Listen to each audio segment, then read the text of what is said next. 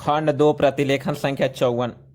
महोदय, बोलचाल की तथा अखबारों में प्रयुक्त होने वाली भाषा जितनी सरल हो उतना ही अच्छा है और उसको समझने में हिंदी और उर्दू बोलने वालों दोनों को ही कोई कठिनाई नहीं होनी चाहिए।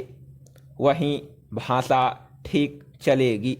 मैं उत्तर भारत के लोगों से जहाँ हिंदी अथवा हिंदुस्तानी बोली जाती है यही कहना चाहता हूँ कि यदि वे चाहते हैं कि हिंदी अथवा हिंदुस्तानी सारे भारतवर्ष में चले तो उनको अहिंदी भाषियों को अपने साथ लेने का प्रयास करना चाहिए, क्योंकि वे जिस भाषा को नहीं अपनाते वह सारे देश की भाषा नहीं हो सकती।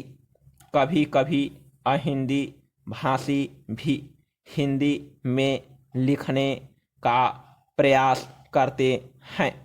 यदि उनकी हिंदी हिंदी के व्याकरण की दृष्टि से जांची जाए तो हिंदी भाषी उसे स्वीकार नहीं करेंगे। मैं उनसे यह भी कहना चाहता हूँ कि उन्हें यह समझ लेना चाहिए कि केवल हिंदी भाषा में ही नहीं बल्कि उसके व्याकरण में भी इतना हेर फेर करना पड़ेगा कि दूसरी भाषाओं के मुहावरे हिंदी भाषा में खप सके। भाषा तभी विकसित हो सकती है।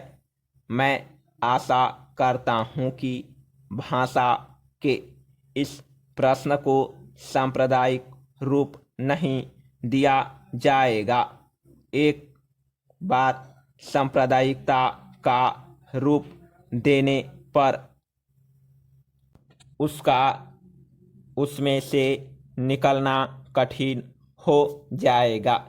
इसलिए आवश्यकता इस बात की है कि हम इस प्रश्न को सांप्रदायिकता से परे केवल एक भाषा के रूप में देखें और भाषा का अर्थ यह है कि अपनी भावनाओं और अपने विचारों को उसी के द्वारा दूसरे तक पहुंचा जा सके।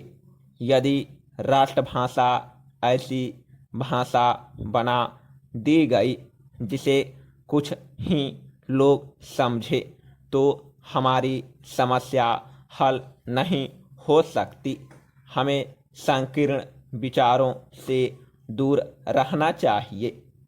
भाषा के संबंध में विचार करते समय किसी एक राज्य की दृष्टि से नहीं बल्कि सारे देश की दृष्टि से विचार करना चाहिए और तभी भाषा को वह रूप प्राप्त होगा जिसका मैंने उल्लेख किया है।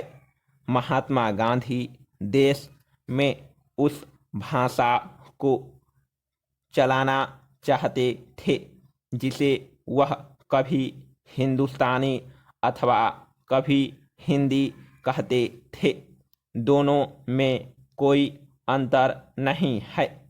यदि ऐसी भाषा को जिसे सभी लोग समझ सके हम हिंदी कहें या हिंदुस्तानी उसमें कोई अंतर नहीं।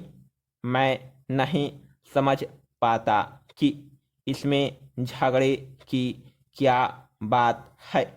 एक दूसरा झगड़ा लिपि के बारे में भी है। हिंदुस्तानी अरबी और नागरी दोनों लिपियों में लिखी जाती है। हमारे संविधान ने नागरी लिपि को नहीं माना है। इसमें जबरदस्ती की गुंजाइश नहीं है। यह खुशी की बात है। मगर हिंदुस्तान में जितने लोग बसते हैं, हम उनके विचारों से अवगत होना चाहते हैं।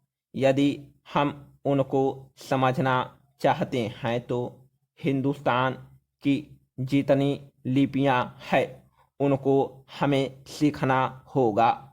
दक्षिण वालों की हिंदी भाषा भाषियों से यही शिकायत रही है कि वे तो हिंदी सीखते हैं पर हिंदी वाले दक्षिण की भाषा कभी नहीं सीखते।